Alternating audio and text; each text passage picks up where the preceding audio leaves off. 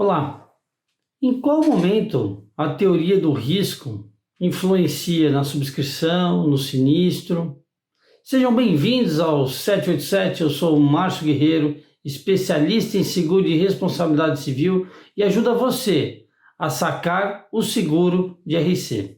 Meus amigos, hoje o papo aqui, a conversa, a reflexão é sobre a teoria do risco. Por que eu gosto de falar de teoria do risco, né? Eu tenho alguns amigos, alguns colegas na área de subscrição, alguns advogados que me relacionam, enfim, no mundo aí, né? No meio do seguro, inclusive o corretor, regulador de sinistro. Corretor e regulador de sinistro, a teoria do risco a gente discute bastante na hora do sinistro. O que aconteceu, onde que estava aquela falha, ou vamos compreender isso, como a gente melhora, pronto. Então já estamos aqui definindo algumas coisas, falha, melhoria, né? O que eu administro. Tá, então Márcio, vamos lá, vamos discutir teoria do risco. O que você entende assim, se eu falar para você, qual que é a sua teoria de risco? Escreve aqui rapidinho, qual que é a sua teoria do risco? Sei lá, em uma frase, 5 palavras, quiser mandar um texto, vamos debater isso aí, a teoria do risco. Por quê? É muito relevante, né? É relevante demais, até desde a subscrição e principalmente na regulação do sinistro. E para aquele profissional que busca ser o gestor de risco, teoria de risco, tudo isso tem uma influência muito grande, está bem relacionado. Então, assim, qual que é a grande sacada disso, né? Como que a gente se aprofunda, como a gente se beneficia, lucra, traz conhecimento a respeito dessa teoria? Bom, eu gosto muito de pensar, né, nessa teoria do risco em algumas situações, assim, né? Vamos classificar isso, né? A teoria do risco em relação ao tempo. O que isso quer dizer com isso? Se a gente pensar em risco, vamos pensar o seguinte, desde a pré-história, né? O risco existe para todos, desde que o mundo é mundo. Então você tinha o risco lá dos grandes animais, você tinha o risco de ataques, você tinha o risco, aliás, tem até o risco hoje em algumas localizações, né, de você ser atacado por outras tribos. Então isso é um risco, né? Outro risco que a gente tem, climático.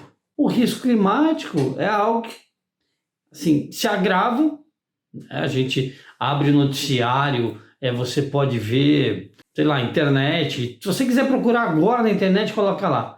Problemas climáticos, tempestade, em algum lugar do mundo, nesse momento acontece alguma relação com a questão climática.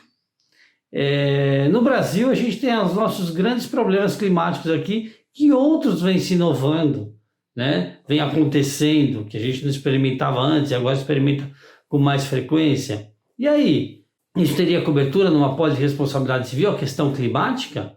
Esse é um tema bem interessante, nós vamos debater ele com certeza, né? Outra reflexão que a gente tem que fazer, né?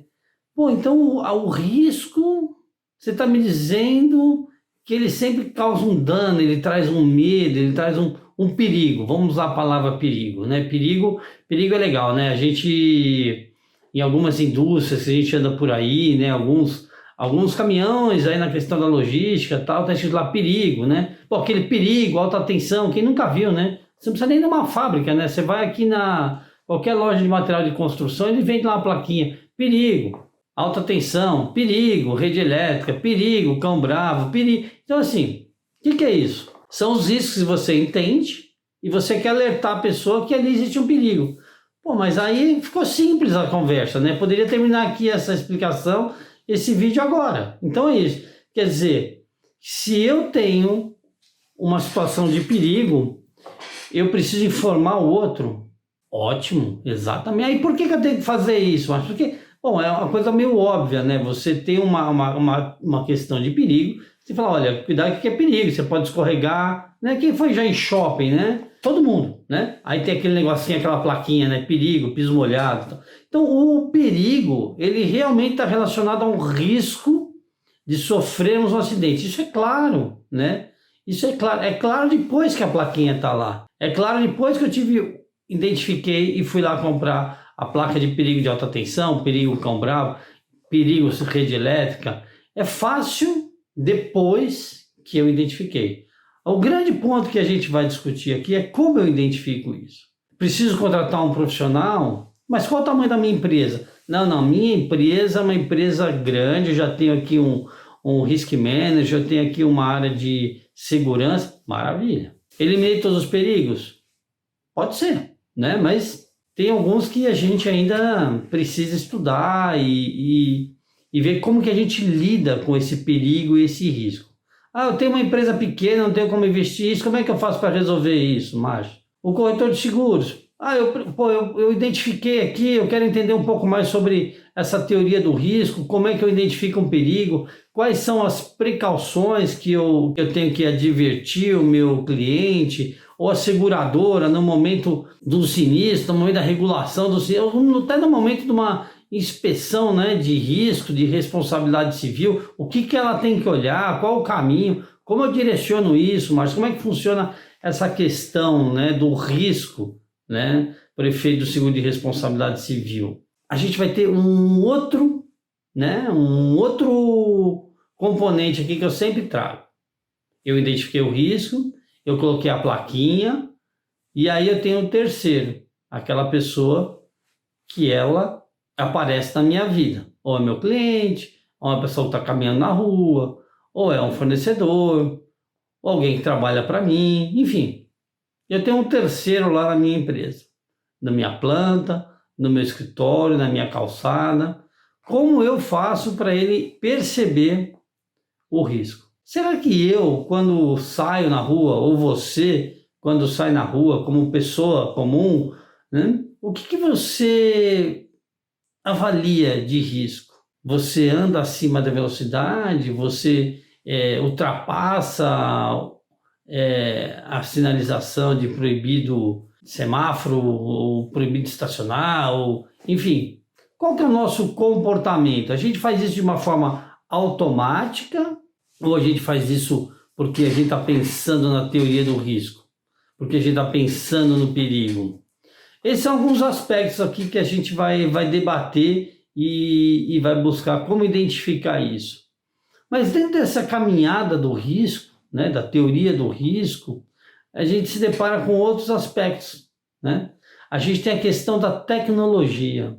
A tecnologia, vocês acham que ela aumenta o nosso risco, ela controla o nosso risco, ela diminui o nosso risco? O que vocês pensam da tecnologia? Será que no passado, quando eu não tinha toda essa questão online, quando eu não tinha toda a minha informação numa rede, numa nuvem, eu tinha o risco de alguém maliciosamente, ou com maldade, ou com fim de obter um lucro ilícito, invadir os meus dados, sequestrar as minhas informações, pedir um resgate por isso?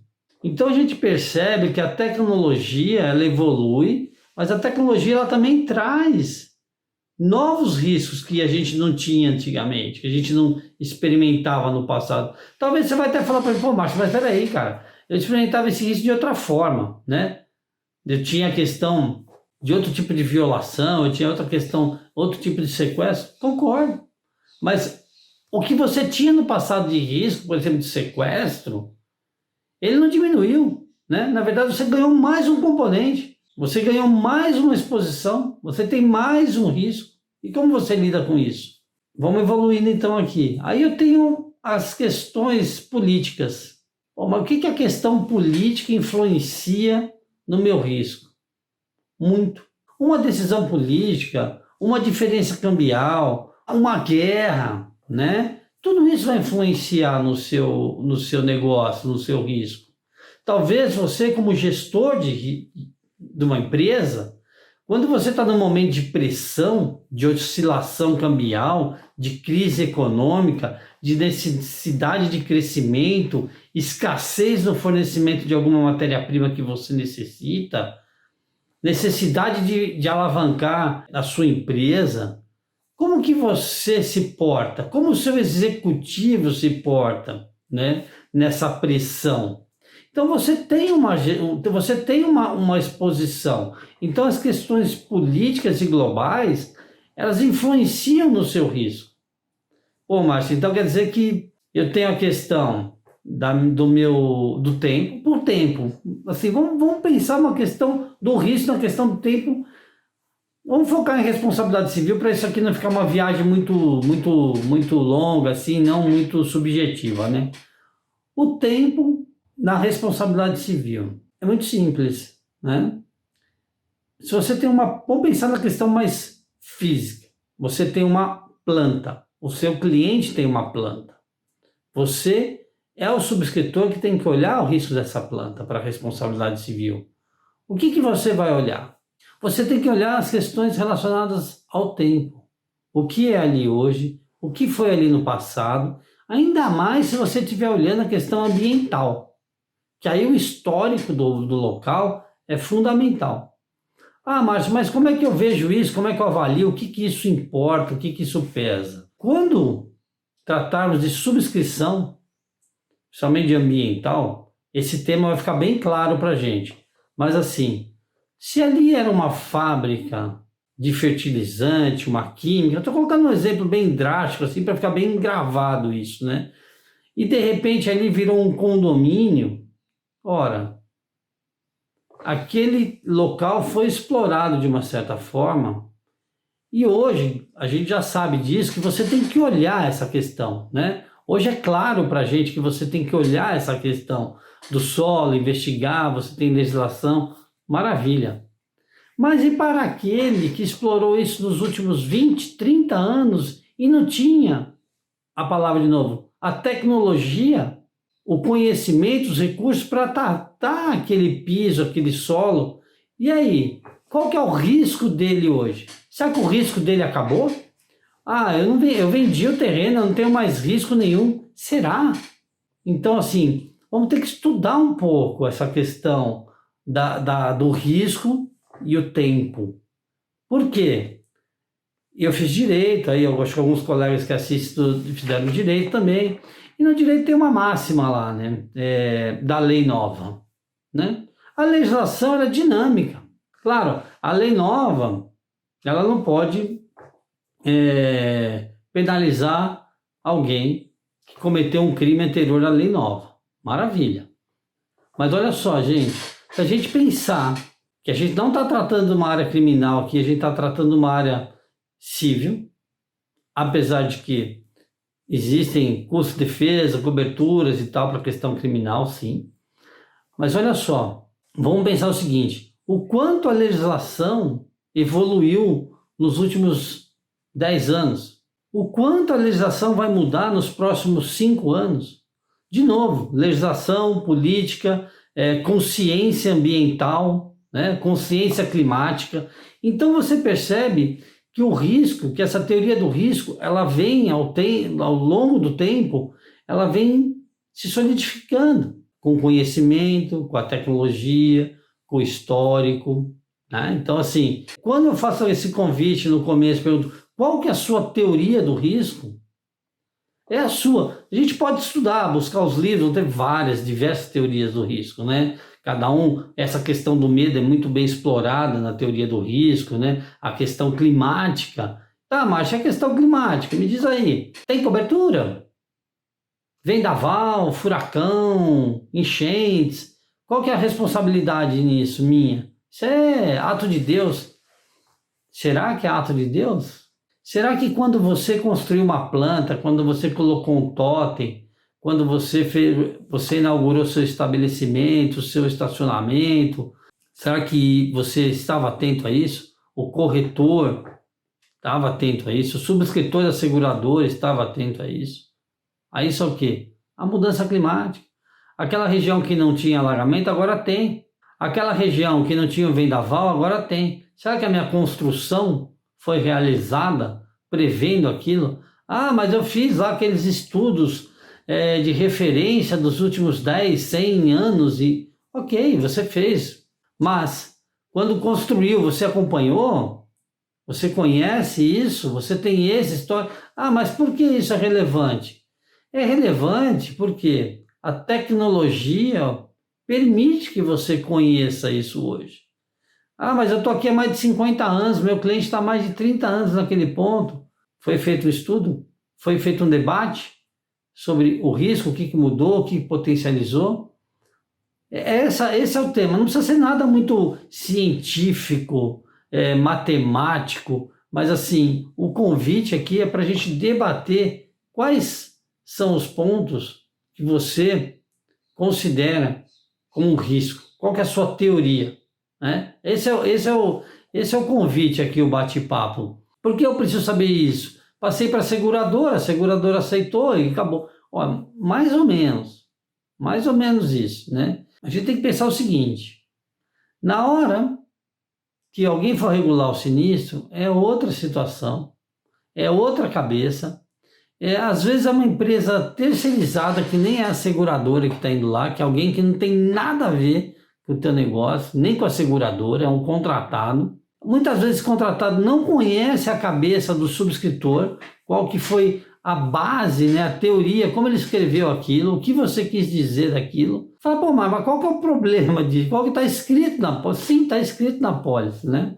Então está escrito na pólice muita coisa, né? Algumas escrevem assim, atos de Deus não tem cobertura. Outros está escrito da seguinte forma: olha, isso não é nem na pólice, né? Isso está escrito no Código Civil, né? Se você agravou o risco, você não tem cobertura. Pô, mas como que eu agravei o risco? Olha, você pode descobrir que você está agravando o risco no momento do sinistro. Até então você não sabia que você estava agravando o risco, porque às vezes você não tem o controle de tudo aquilo e você pode ter uma surpresa na hora da indenização que você não vai receber aquilo porque você agravou o risco. Mas como assim? Uma legislação que mudou e você não percebeu, pode ser uma situação, uma questão de uma técnica, uma norma técnica que você não acompanhou, N coisas. Lembrando o seguinte: na responsabilidade civil, a coisa é dinâmica. Você responde pelos atos dos seus empregados, de forma objetiva. O que isso quer dizer com isso? Eu quero dizer o seguinte: as decisões tomadas pelo seu empregado, elas refletem diretamente no seu negócio, em você. E como que eu resolvo isso, Márcio? Assim, tem cobertura, não tem cobertura? Como que a gente avalia isso da seguinte forma? Tem que ter uma gestão do pessoal, né? O ideal, né? Tem que ter uma reteira, vai ser muito forte, né? Mas o ideal é que exista uma gestão, né? Um plano de acompanhamento dos seus empregados, treinamentos e tudo mais. Márcio, mas como é que a gente faz? Isso é muito caro, como é que eu vou investir? Como que eu posso agregar isso? O corretor de seguros, como que a gente pode agregar isso para o segurado? Dar um treinamento para ele de segurança, de comportamento, entender, né, nesse momento se eles estão com uma crise, com burnout, o que está acontecendo? Eu sempre falo, né, burnout, porque esse negócio, gente, ele merece uma pesquisa por parte de todos. Como eu identifico? Existem meios, métodos. Quando estudarmos um pouquinho mais a questão do empregador, né, dos riscos, dos cuidados, eu gostaria muito que a gente tivesse um tempo aqui para debater um pouco sobre o seguro de acidente do trabalho, que aqui no Brasil é o INSS, como é que a gente opera isso, como é que a gente pode ajudar a resolver alguns problemas relacionados ao acidente do trabalho, até qual que é o posicionamento do próprio judiciário em relação ao acidente do trabalho, né? Aquela questão, muitos têm hoje o regresso, né, do INSS, quando, olha só isso que interessante, que vem confirmar o que eu estou falando. Existe ação de regresso quando o empregador não observa as normas técnicas e ele concorre no acidente por falta do quê? Vamos dar um exemplo: construção civil, ausência de EPI, ele não tem os equipamentos de proteção individual necessários ou atualizados para aquela atividade. Mas eu dei para ele, mas ele não usou. Mas isso não é problema meu, é risco seu. Por quê? Ele está sobre a sua vigilância. Você elegeu culpa em legenda e culpa em vigilância. Você escolheu, você tem a questão você tem que vigiar o que ele faz. Então, é um risco que você corre, não é só o fato de você entregar aquilo que está resolvido. Então, vocês podem identificar que essa questão da teoria do risco em cada atividade, em cada segmento, é importantíssimo a gente entender quais os riscos que a gente entra, quais os riscos que a gente escolhe entrar, né? Então, vamos pegar um esportista, um aventureiro. O cara, assim, o melhor exemplo que vem para mim de risco e adrenalina, que você pode também querer, né? Fala, não, peraí, eu vou assumir esse risco aqui. Eu identifiquei o risco, vou assumir ele 100%, não vou buscar transferir ele para a seguradora, porque eu quero ter adrenalina. Por exemplo, o cara que vai surfar aquelas ondas lá em Nazaré, lá em Portugal. Cara, são, sei lá, o tamanho de um prédio a onda, 40 metros, 50 metros, não tem nem noção do que é isso. E ele vai ele assume o risco, aquele perigo, aquela adrenalina. Então, se você quer colocar os seus negócios numa onda de 40, 50 metros, achando que você tem todo o potencial para surfar, eu acho que é válido. Mas lembra o seguinte, mesmo aquele surfista que está indo lá, ele tem quem lá? Ele tem uma equipe para socorrer se ele cair, ele entra de barco, né? Ele tem todos os equipamentos, jet ski e tudo mais para socorrê-lo, ele tem uma roupa especial, ele tem um colete, né? Enfim, ele assume o risco até certa parte, né? A outra parte, ele pensa muito na segurança. Então, assim, se você quer assumir o risco, não tem problema, mas vamos pensar na segurança. Então, vamos identificar quais os itens de segurança, qual que é a prevenção que você tem que tomar, qual o caminho para buscar essa prevenção. Ah, Márcio, mas o que tem a ver isso com o seguro de responsabilidade civil? Tem muito a ver, é 100% relacionado. Ou sei lá, você pode falar 120%, 150%, né, relacionado, extrapola, né, as coisas. Por quê?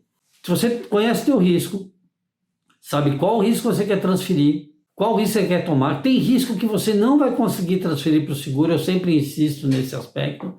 Ah, mas como que eu identifico isso? Existem formas, existem especialistas, a gente tem como trazer essa reflexão para você, que compra o seguro, para você que vende o seguro, para você que aceita o seguro. A gente consegue fazer alguns questionamentos para identificar de forma muito rápida se está claro para o segurado, para o corretor e para a seguradora, que o risco que o segurado tem, que o corretor está trazendo e que a seguradora está aceitando, é o mesmo.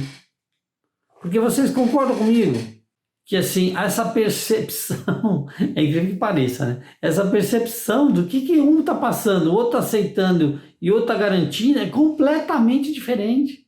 Em algum momento isso pode descasar. Então, assim, a atenção que a gente quer tomar aqui é essa. Para a gente evitar aquele momento de falar, olha, pô, não tem cobertura.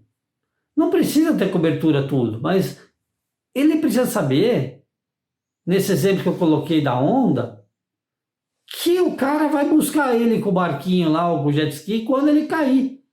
E se ele cair? Ah, ele não vai cair, beleza, ele não vai cair, mas se ele cair, ele tem que saber que vai ter alguém lá que vai chegar em tanto tempo para tirar ele de lá, que ele vai conseguir tomar 3, 4 anos na cabeça e ele vai sair de lá, entendeu? Então é mais ou menos isso aí que a gente tem que ter essa ideia. Vou pegar outro exemplo, o alpinista. Cara, eu tenho medo de altura, né? Eu fico olhando o alpinista e falo, meu Deus do céu, como é que esse cara escala as montanhas?